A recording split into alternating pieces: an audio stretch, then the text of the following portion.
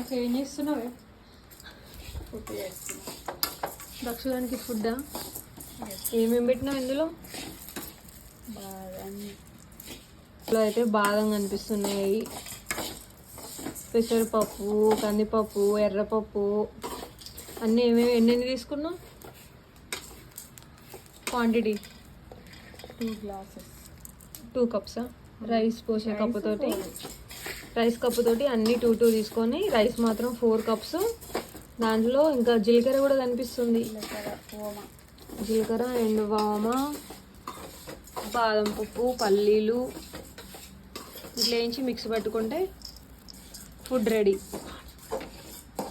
Kaju full కాలుతున్నాయి.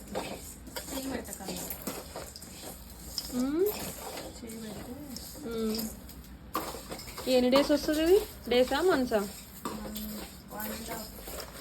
Okay.